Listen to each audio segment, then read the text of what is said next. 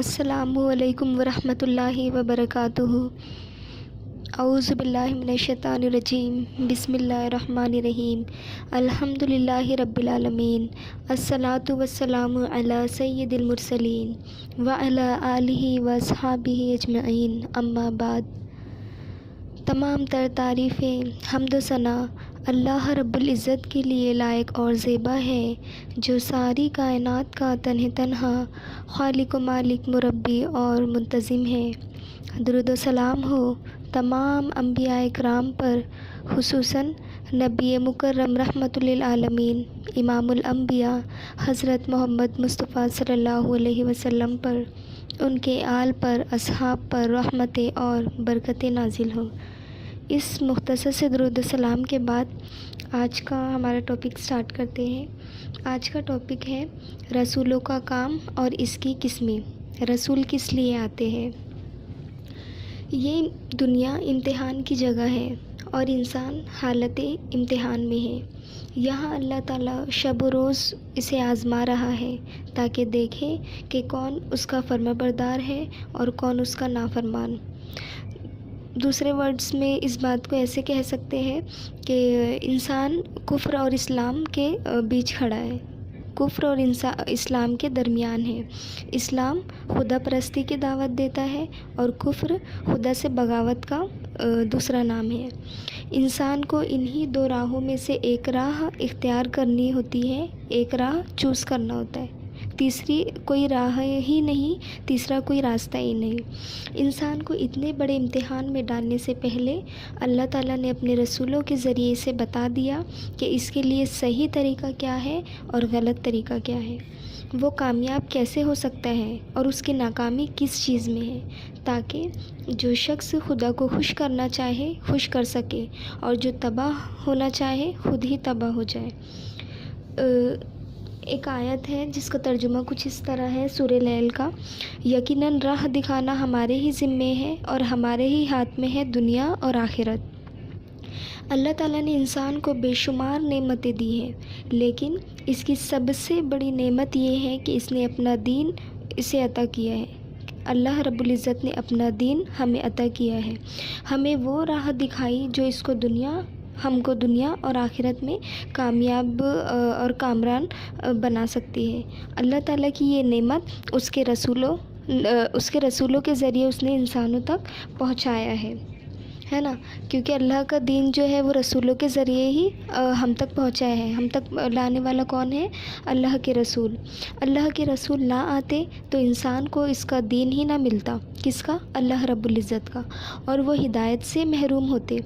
وہ اللہ تعالیٰ سے شکایت کرتے کہ اللہ تو نے مجھے پیدا کیا اور اس حال میں چھوڑ دیا کہ مجھے نہیں معلوم تھا کہ تیری رضا کیسے حاصل کروں اور تیرے غضب سے کیسے بچوں۔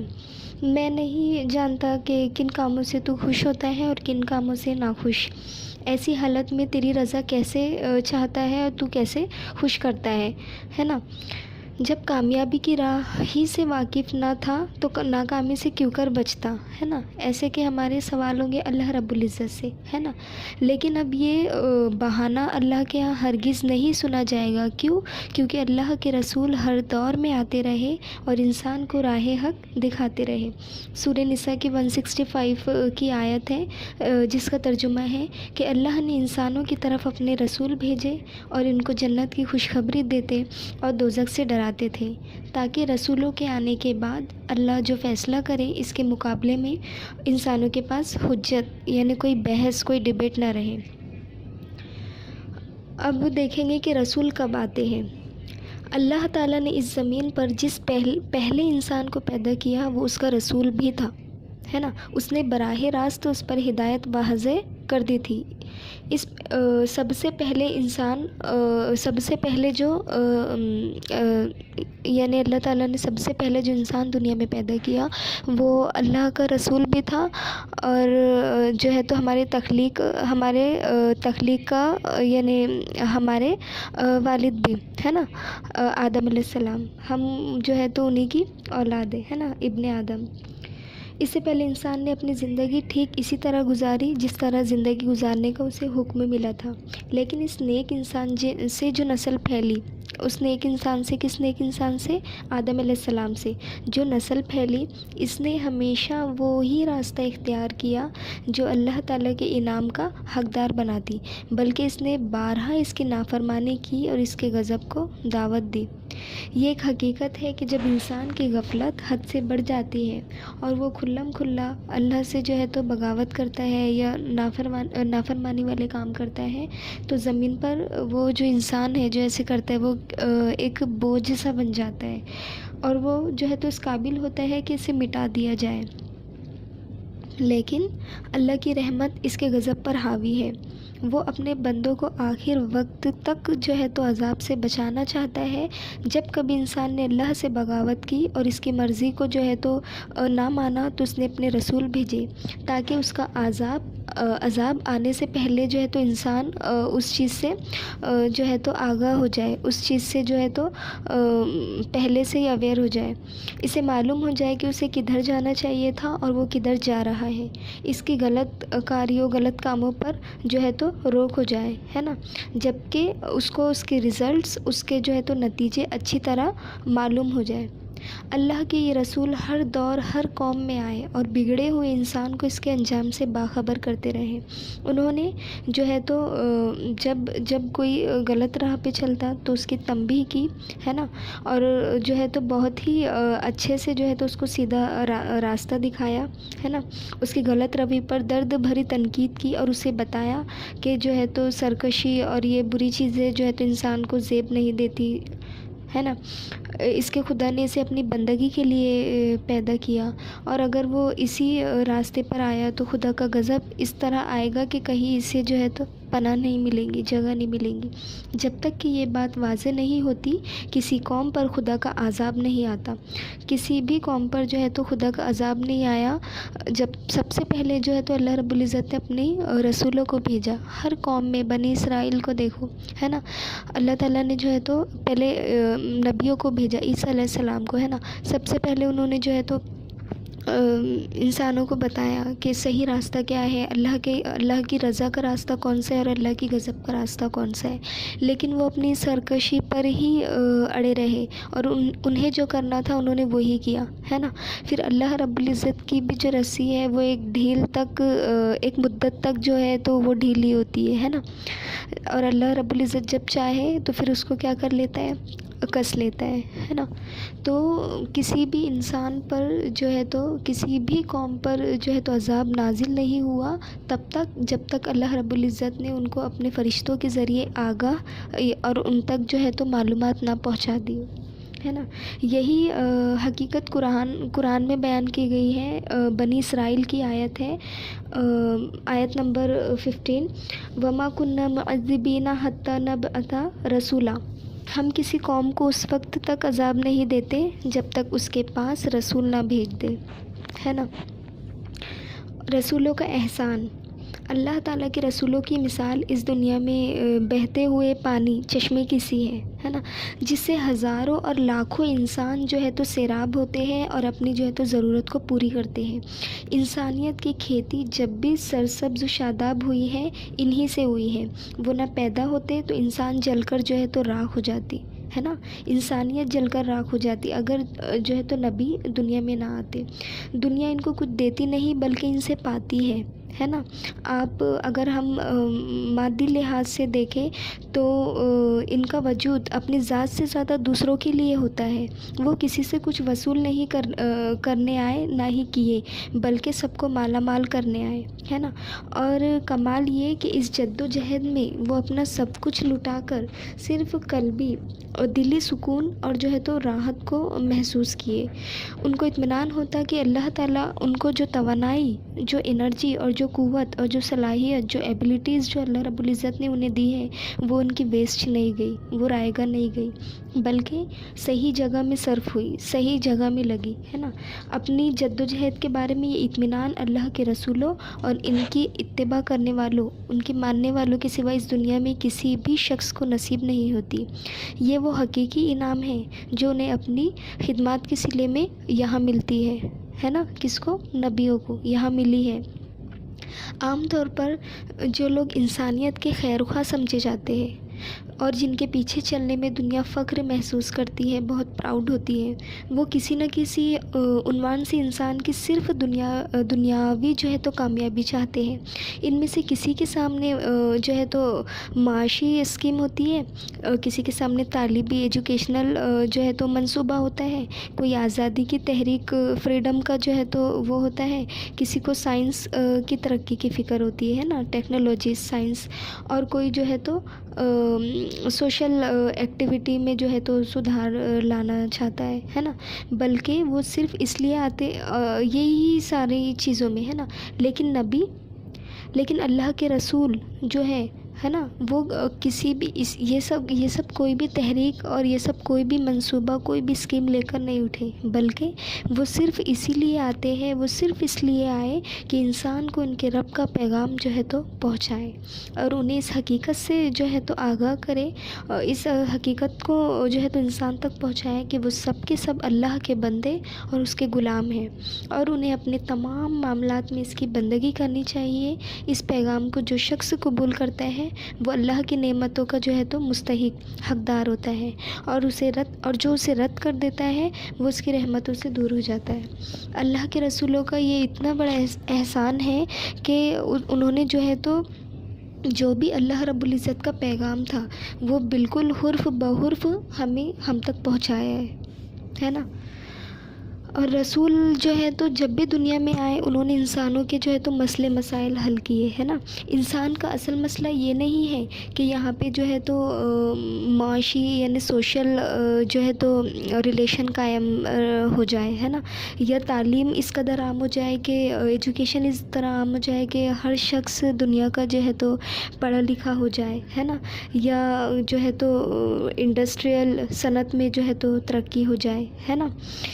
یہ ساری چیزیں بظاہر یہ بات بڑی حیرت والی معلوم ہوتی ہے کہ جو ہے تو انسان ہے نا جو ہے ساری ہی چیزوں میں ملوث جو ہے دنیا کی ایکٹیویٹیز میں ہے نا، کیونکہ دنیا ہمیشہ انہی مسائل کو انسان کے بنیادی مسائل سمجھتی رہی ہے کہ ایجوکیشن ہے نا، فائنینشیل اور جو ہے تو سوشل ایجوکیشنل ہے نا، یہی جو ہے تو انسان سمجھتے ہیں کہ یہی جو ہے تو انسان کی جو ہے تو مسائل ہے نا، اور آج بھی انہی سب کو سب سے زیادہ جو ہے تو ہم اہمیت دیتے ہیں۔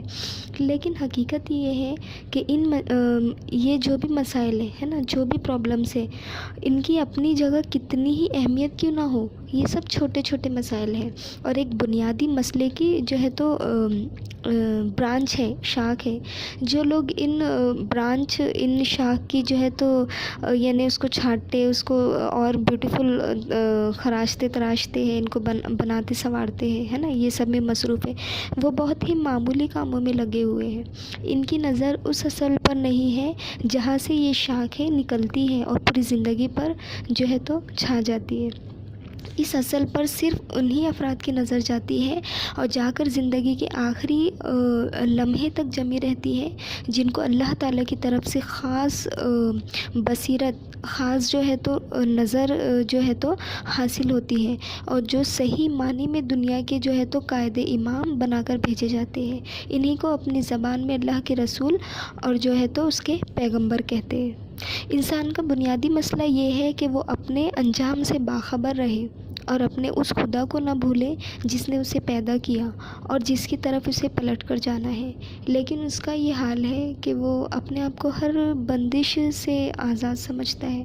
وہ اس طرح اپنی دنیا میں مصروف ہے جیسے آخرت نہیں آئے گی اور حساب کتاب نہیں ہوگا۔ اللہ کی نافرمانی اس کے لیے ایک عذاب ہے، لیکن وہ اپنے آپ کو اس عذاب سے قریب کرتا جا رہا ہے۔ اسے اللہ کے غضب سے بچنا چاہیے، لیکن جو ہے تو اپنی بدعملیوں سے، اپنی بدکاریوں سے غضب کو جو ہے تو اللہ کے غضب کو جو ہے تو دعوت دے رہا ہے۔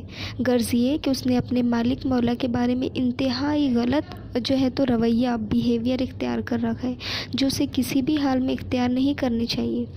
دنیا اور آخرت ہر جگہ انسان کی کامیابی کا جو انحصار ہے، جو محور ہے، جو مین وہ ہے، وہ کیا ہے کہ اللہ تعالیٰ کا بندہ بن جائے اور اس کی غلامی قبول کر لے۔ اسی سے اس کی جو ہے تو آخرت بھی اور دنیا بھی جو ہے تو دونوں چیزیں سنور جائیں گی، اور اسی سے جو ہے تو دنیاوی زندگی کے تمام جو الجھے ہوئے مسائل ہیں وہ سارے حل ہو جائیں گے، کیونکہ اللہ تعالیٰ کو ماننا ہی زندگی کی صحیح جو ہے تو وجہ ہے نا۔ زندگی جینے کا جو ہے تو اصل مقصد ہے کہ وہ اللہ تعالیٰ کی جو ہے تو ساری چیزوں کو مانے اور اسی کا جو ہے تو فرما بردار بن کے رہے، اور اس کے نہ ماننے ہی سے تمام خرابیاں پیدا ہوتی ہے نا۔ اس شخص کی خوش قسمت میں نامرادی لکھ دی گئی جو اللہ تعالیٰ کی اطاعت سے جو ہے تو مڑ گیا اور اس کی پکڑ سے جو ہے تو غافل ہو گیا۔ یہاں ظلم کا وجود اس لیے ہے کہ خدا اور آخرت پر انسان کو یقینی نہیں ہے۔ یہاں سیاست اور معاشیت ہے نا، کیا بولتے رہے جو ہے تو پولیٹکس اور جو ہے تو سوشل ایکٹیویٹیز ہے نا، یہی سب کو جو ہے تو قانون بنا دیا گیا ہے نا۔ خدا کے قانون سے بالکل آزاد جو ہے تو ہم نے خود کو سمجھ لیا ہے۔ یہاں بد اخلاقی، بیڈ بیہیویئر، بے حیائی ہے نا، یہ لوگوں کے اندر خدا کی دی ہوئی ہدایتوں کا احترام نہیں ہے۔ یہاں تعلیم کے باوجود جہالت اس لیے عام ہے کہ انسان خدا کی دی ہوئی روشنی سے محروم ہے۔ اسی لیے اللہ تعالیٰ کے پیغمبر پوری قوت کے ساتھ ایک بنیادی جو ہے تو مسئلہ چھیڑتے ہے نا، وہ یہ کہ اللہ تعالیٰ کو مانو اور اس کی بندگی کرو۔ اس کی دعوت اس کے سوا کچھ نہیں ہوتی، کہ سورہ بقرہ کی آیت ہے 21-22 کہ اے لوگو، جس کا ترجمہ کچھ اس طرح ہے کہ اے لوگو اپنے رب کی بندگی کرو جس نے تم کو بھی اور تم سے پہلے کے لوگوں کو بھی پیدا کیا، امید ہے کہ تم اس کی پکڑ سے بچو گے۔ تمہارا وہ رب جس نے زمین کو تمہارے لیے فرش اور آسمان کو چھت بنایا اور آسمانوں سے پانی اتارا، اس کے ذریعے تمہارے کھانے کے لیے پھل پیدا کیے، لہٰذا تم اللہ کے ساتھ دوسروں کو شریک نہ کرو، جبکہ تم جانتے ہو کہ اس کے سوا کوئی ان چیزوں کا خالق نہیں۔ اللہ تعالیٰ کے رسولوں پر جو وحی نازل ہوتی ہے اور جس تعلیم کو لے کر وہ انسانوں کے سامنے آتے ہیں، اسے قرآن مجید کے الفاظوں میں کیا بیان کیا گیا ہے کہ وَمَا أَرْسَلْنَا مِن قَبْلِكَ مِن رَسُولٍ إِلَّا نُوحِي إِلَيْهِ أَنَّهُ لَا إِلَٰهَ إِلَّا أَنَا فَاعْبُدُونِ۔ سورہ انبیاء کی آیت تھی 25، جس کا ترجمہ کچھ اس طرح ہے کہ ہم نے تم سے پہلے جس رسولوں کو بھی بھیجا اس کی طرف یہی وحی کی کہ میرے سوا کوئی معبود نہیں، تم میری عبادت کرو۔ اللہ تعالیٰ کے رسول انسانوں سے کہتے ہیں کہ تم اللہ تعالیٰ کی بندگی اور اس کا تقوی اختیار کر لو، اس سے تمہاری زندگی کا فساد دور ہوگا۔